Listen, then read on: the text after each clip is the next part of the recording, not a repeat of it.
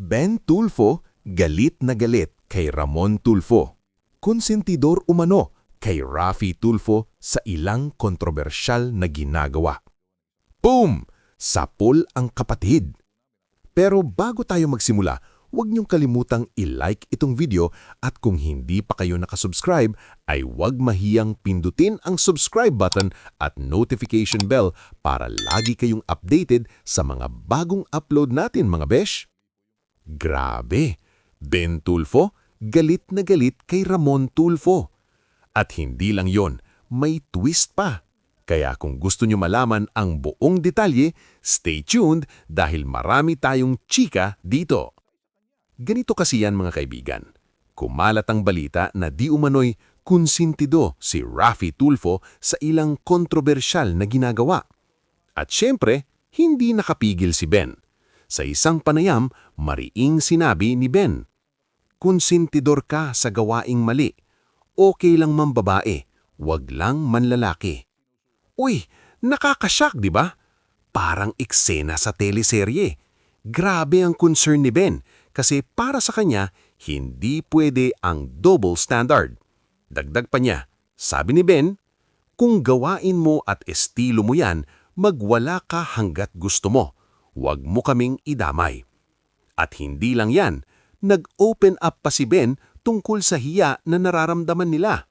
"Nahihiya na po kami sa pinanggagawa ng isang kapatid namin." Hindi niya sinasabi na nahihiya siya sa sarili kundi sa ginagawa ng kapatid niya.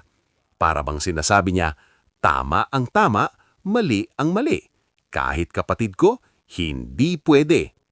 At para lalong maging intense, sinabi ni Ben, "Kung ako magkakaroon ng issue, ako lang po ang magsasalita.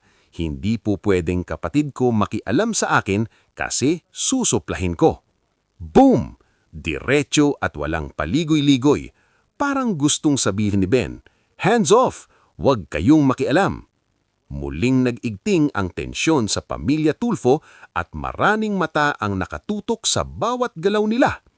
Ang tanong na yon, hanggang kailan kaya tatagal ang galit ni Ben?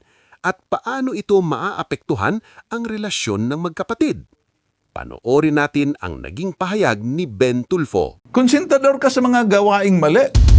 Tapos bibigyan mo pa ng dahilan na ang mali ay tama. Okay lang ang babae, wag lang ang lalaki. Kung gawain mo at estilo mo yan, magwala ka hanggat gusto mo, wag mo kaming idamay. Kung sino yung may issue sa pamilya, siya lang ang magsasalita.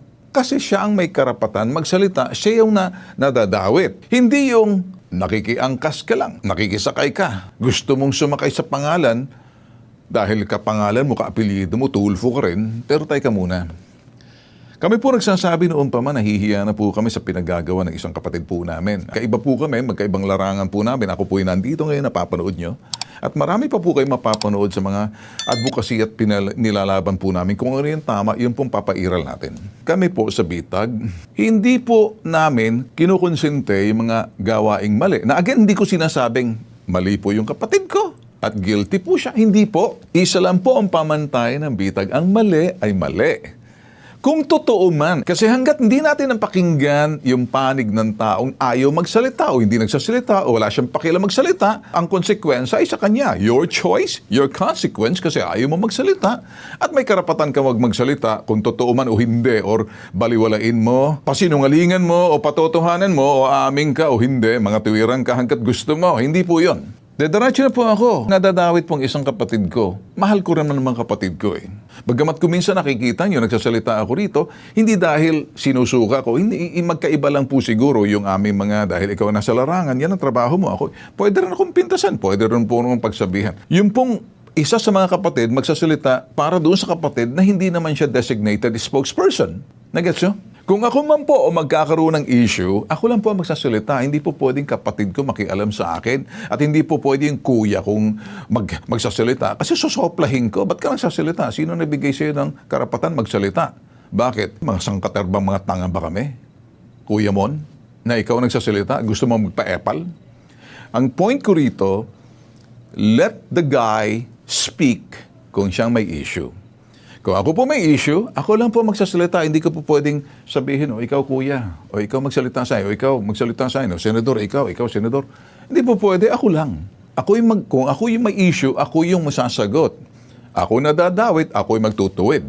Ako magpapaliwanag kung kinakailan ko magpaliwanag. Kung ayaw ko, di po pwede. Kung mananahimik ako, karapatan ko manahimik. Kung magsasalita ako, karapatan ko rin marinig ang panig at iwituwid o mali.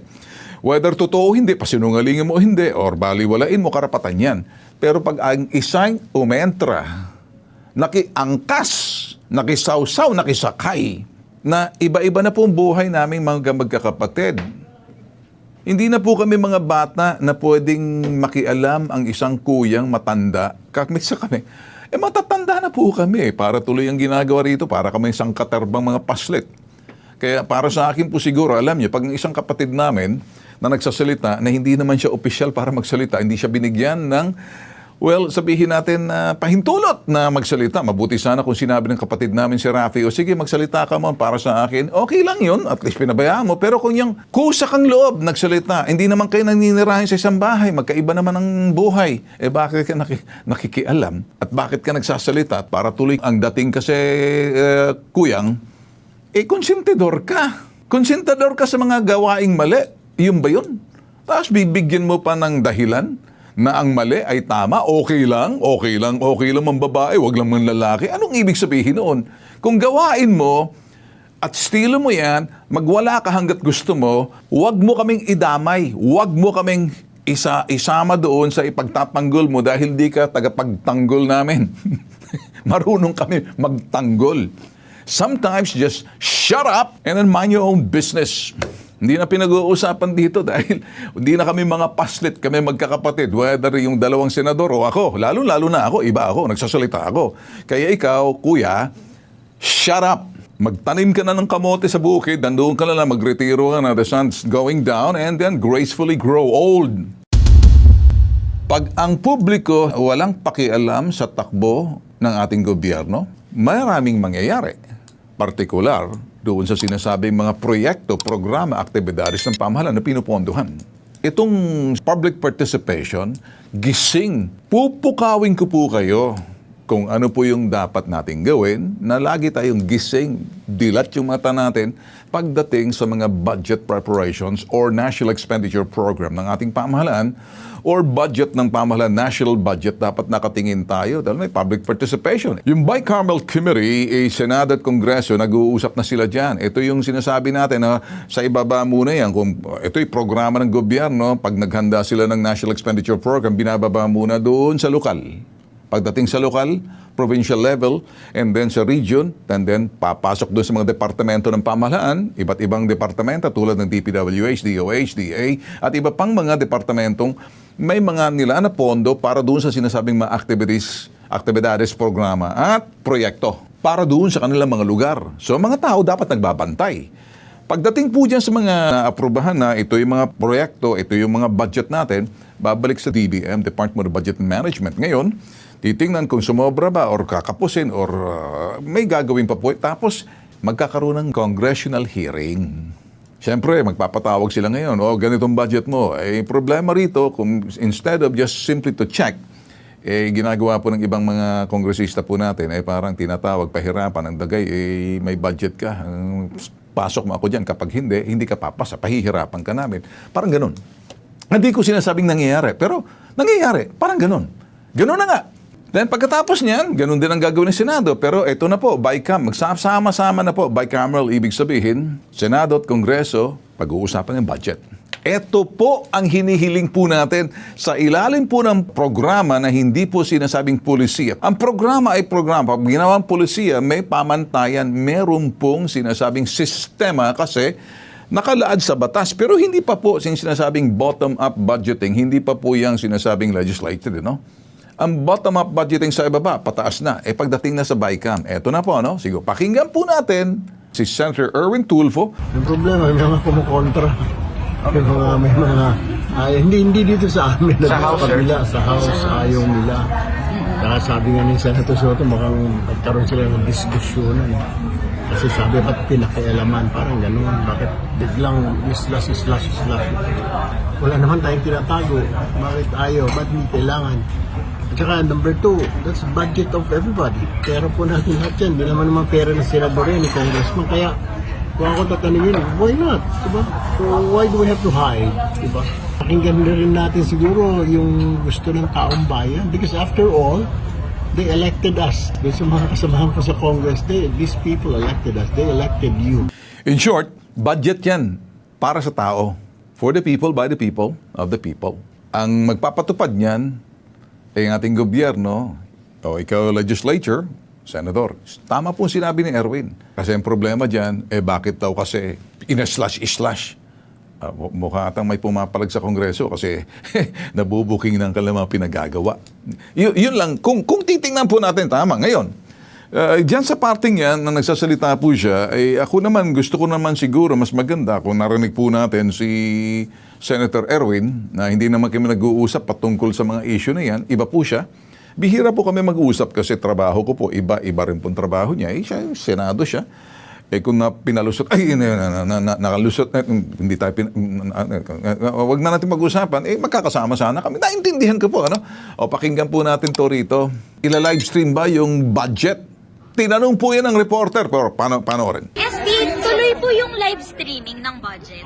Hindi ako mapayag na hindi naka-live stream. Kanina, kasama namin si Speaker Boji. Wala naman siya sinasabi sa akin. Hindi naman kami mapayag dahil yun ang usapan namin nila Presidente. Si President Marcos mismo nagsabi. Walang kinalaman sa laman. Gusto namin naka-open. Kitang-kita ng publiko. Sino-sino naglagay ng ganito. Sino-sino yung nagpasok niyan. Anong budget para sa mga tatlong pinakamahalaga, DepEd, DOH, President. Culture. Hindi, matagal na namin ang pag-usapan ng live stream talaga. Matagal na rin natin sinusulong yan dito noong pa man.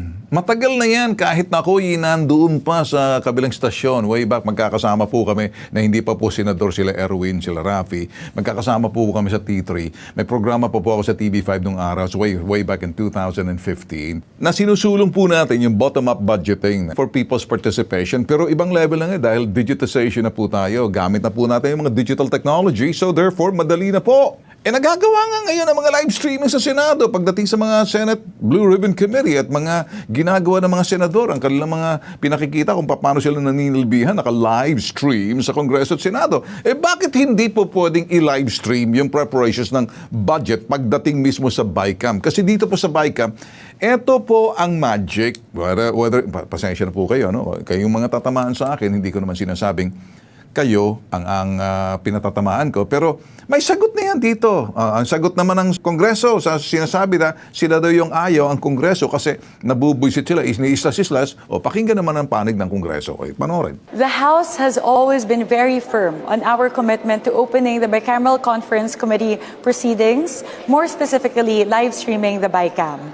As early as August, even before the budget deliberations, the House leadership has already made pronouncements with regard to opening and live streaming the BICAM.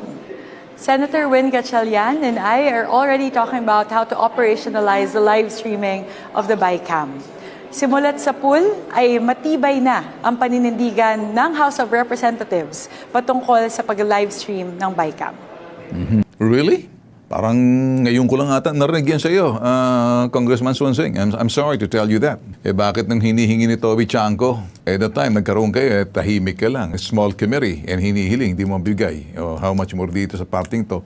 Kung talagang sinasabi ng BICAM na okay sa inyo, de mas maganda, well and good, asahan na po natin mga bossing. Ha? Bantayan po natin yung sinasabi nila, magkakaroon ng live streaming sa pagdating sa Bicameral Committee. Manood po kayo. Tingnan niyo po ang garabuka ng bibig ng mga senador at congressman nasa Bicameral Committee budget hearing kasi makikita ninyo kung anong kanilang body language. Makikita niyo yung tonality, makikita niyo yung boses nila. Or either, nagbubulungan ba sila? Hindi, dapat yung mikropono doon. Kasi pag pinag-usapan ng ang budget, doon po kasi nagkakaroon ng insertion noon. Magkaiba po yung budget insertion sa budget amendment. Marami pong nalilito rito. Hindi po magkapareho ang ibig sabihin ng budget insertion sa budget amendment. Dito po nagkakatalo. Dahil kuminsan, dyan nangyayari sa bicameral committee. Diyan din nangyayari sa bicameral committee, nangyari yung mga lintik ng mga flood control na yan. At napopondohan yung mga bagay na wala sa pondo kasi hinahanapan po nila ng mga pondo na pwedeng paglaanan ng pondo na wala doon sa sinasabing NEP or budget dadagdagan. So hahanapan po nila. Pag hinanapan po nila ng pondo na yan, hindi na po nakaprogram, unprogrammed fund ang tawag noon. Pag hindi po unprogrammed fund ang tawag noon, hindi nakaschedule. So anytime, parang savings lang nila, pwede nilang hugutin. Anytime, abangan po natin December 12 to December 14 para makilahok, makialam, bantayan, maging masigasig pagbabantay. Para pagdating next year, alam na natin saan ang pondo. Listo na tayo. Umaasa po ngayon ang presidente po, ang Kongreso ipaprioritize daw po ang pagpasok ng 4 po na proposed legislative measure. Titingnan po natin kung mangyayari to. Kasi ito po yung 4 na to, binabantayan po natin. Pasa daw po yung anti-dynasty bill. Naku, sus Mariosep dito, mauubos. 80% ng mga nandyan sa Kongreso, pamilya yan mula sa presidente natin. Kung titingnan, dynasty, mula po doon kay Duterte, ganun din po. Lahat naman congressman, senador, kahit na utol ko siguro, kahit na kami sasabihin dynasty. Dynasty ba kami? Ganun ba? Sigurado? Hindi pa ako kasama, kaya anti-dynasty. Pag nakasama ako dyan, anti-dynasty pa rin ako. Whatever. So, ang anti-dynasty bill, marami pong mawawala. Maraming papalag dyan. Maraming tatamaan. Pagdating sa mga congressman, gobernador, congressman, mayor, anak, konsehal, barangay, nagkalat ang angkan. Yun pong dynasty. Name me a congressman or name me a senator na wala silang miyembro ng pamilya sa politika. That is anti-dynasty. I'm excited. Sarap nito. Whew. Sana may isa katuparan yan. Ngayon, ito naman yung Independent People's Commission Act. Excited po ako rito pero medyo mahirap po ipapasa to kasi for transparency and accountability, sabi nga nila, ito yung Independent People's Commission. Magiging problema po rito dahil yung ang ICI, walang pangil, tinanggalan ng pangil. Tulad ng sinabi ko, chinuchupin na ni Ombudsman Remulla, tapos na kayo, may binigyan pa ng taning. How much more Independent People's Commission? Patitibayin sa pamamagitan ng legislatura na magkakaroon tayo ng People's Commission. Pangatlo, yung party list systems reform. Ito yung party list na to. Ito yung talagang mainit ako rito. Maraming corruption dito sa mga party list na to. Pasensya na po kayo. May mga kapatid po ako na may party list na kasapi po sila. Hindi ko nababanggitin. Against po ako dyan. Na dapat i-reforma na yung mga party list na yan. Hindi naman talaga nagre-representa yun sa sectoral. Kundi nare-representa mga sarili at interest nila. Kita mo nangyari doon sa dalawang magkakapatid na IAP. Di ba? Free-niche yung asset nila. Nasa party list yun. Ano nangyari doon? Sabi ni BBM, freeze yung asset nila. Ito pang Citizens Access and Disclosure of Expenditure for National Accountability and the Cadena Act, Institutionalizing Transparency and Accountability. Alam niyo, madaling sabihin yung transparency, accountability, byword lang yan Madaling sabihin yan. Ang tanong, may papatupad ba yan? Gusto natin mangyari lahat to. Of course, sinusuportahan po natin. Hanggat hindi nagpartisipa, hanggat hindi naging aktibo ang taong bayan. Pagdating sa mga preparations ng budget, nag-uumpisa sa budget ng gobyerno, doon po nagsinasabing nagkakaroon ng korupsyon. Alam mo, pag walang budget ng gobyerno, sino magkaka-interest? Anong kukurakutin mo? Walang pondo Doon tayo magbabantay sa budget. Ang gobyerno natin, pinatatakbo sa pamamagitan ng national budget. Doon sila lahat mainit sa budget paanong ganansya? Paano sila kikita? Paano sila kukomisyon? Nagiging konsumisyon naman sa taong bayan. Komisyon sa kanila, konsumisyon sa atin mga boss. Pagdating sa anti-dynasty, isa-isahin ko po to. Pangako po sa inyo to. Panata ko sa inyo. Sige. Yung Independent People's Commission, iisa-isahin namin yan. Itong Party List Systems Reform, iisa-isahin po na. And Citizens Access to Disclosure and Expenditure for National Accountability. Ito po yung gusto mangyari ng ating presidente na gawin ng Kongreso. Tanong, magagawa ba? Baka sakaling okay lang. Pagdating din sa Congress, nag-iba na. So, bantayan po natin. Kaya kayo, maging interesado po kayo at manduhan yung mga naninilbihan sa atin, servant natin sila Tayo nagpapasweldo dyan. Sumunod sila dito sa gusto natin mangyari. Naging malinaw na po tayo rito mga boss. Nung panahon po ng computerization, hirap po ang bansa natin sa computerization. Bakit? Ayaw po nila ng computer noon. Pag kinomputerize was mas madali, mas systematic sana. Nagkakaroon ng problema. Ayaw po sa customs. Diyan mabubuking kasi pag computerize mo, mawawala na yung sinasabing lumang sistema na nakasanayan po nila, panahon ni kopong-kopong. Ayaw po ng computerization. So, dumating na po yung sinasabing digitization. Ito na po, digital society, digital technology, digital taxation, everything is digital. Kaya ang gusto po ng Pangulo, gamitin na raw yung artificial intelligence. Ito raw makakatulong pagdating doon sa sinasabing driving the national development, including legislation. Mukhang tama ang presidente natin, pero kunting lihis lang ng konti, kunting enhancement. Ang AI technology depende kung paano natin gagamitin. Marami pong paggagamit ng AI. Ako po, I use extensively in a research na reference point po sa akin ng AI, artificial intelligence. Pakinggan po natin kung ano sinasabi po ng ating Pangulo para diyan, sabayan po natin. O panoorin niyo po to ha. Pinag-uusapan namin yan dahil sinasabi, hindi parating ang AI. Nandyan na. Dadami lang ng dadami yan. Dadalaki-talaki. I was doing making a list of subjects around AI that I wanted to discuss during the ASEAN. So sinimulan ko, simple lang, AI and education, AI and infrastructure, AI and renewables. Walang katapusan yung listahan. It does not end. The longer you want, the more time you spend on it, the longer that list will become because it's going to touch everything. And it's important for us to understand it. May kasabihan yan legislation is always years behind technology. And the reason is, generally, legislators do not immediately understand technology. Meron medyo techie na nakakaintindi, pero karamihan hindi. So, what will you legislate? What's the best way for the Philippines to take full advantage, to maximize the use of AI? The other side of the equation is, what are the things na kailangan bantayan natin? Ang artificial intelligence, importante po ngayon dahil binagamit po ng mga bata yan. But be very careful kung paano ginagamit yung AI. Iba po yung human intelligence versus artificial intelligence. Naniniwala po ako na importante po yung human intelligence versus artificial intelligence. Yung pong artificial intelligence will answer questions. If you ask quality question, the AI will give you quality answer. If you ask average question, the AI will give you average answer. If you try to ask a stupid question, the AI will ask you a question. Is there something wrong with you? Nasubukan po namin yan.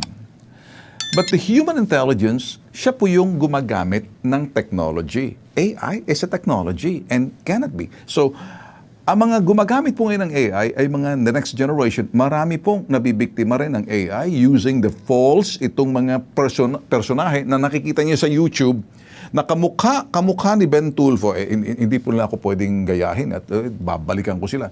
Pero napapansin niyo ba mga artista nagbebenta ng kaldero? Hindi po sila yon. Nakakita mo yan, doktor na nagbebenta ng pampatigas? Hindi po sila yon. Dati sikat ka, nagbebenta ka ng kaldero? Paano nangyari yon? Mismong si Ramon Ang ng San Miguel. Biktima po siya ng deep fake. Let's be careful. Let's separate the legit from the counterfeit. Mag-ingat po tayo sa deep fake. Ginawa po sa AI si Elon Musk na pinaglaruan si Kamala Harris, na pinalabas niya ng parang boba na nagsasalita na parang eng-eng. At AI po yun. Nagagawa po ng teknolohiyang AI na parang totoong mga tao na pwede kang panahon ni Kristo, panahon ng mga panahon po ng mga sabihin po natin nung araw na lumang tao, and yet nagagawa po nila na parang totoo, pero AI po yun. High resolution pa, 4K, AI technology. So, kung hindi po ka nakakasabay, hindi nyo ako naintindihan.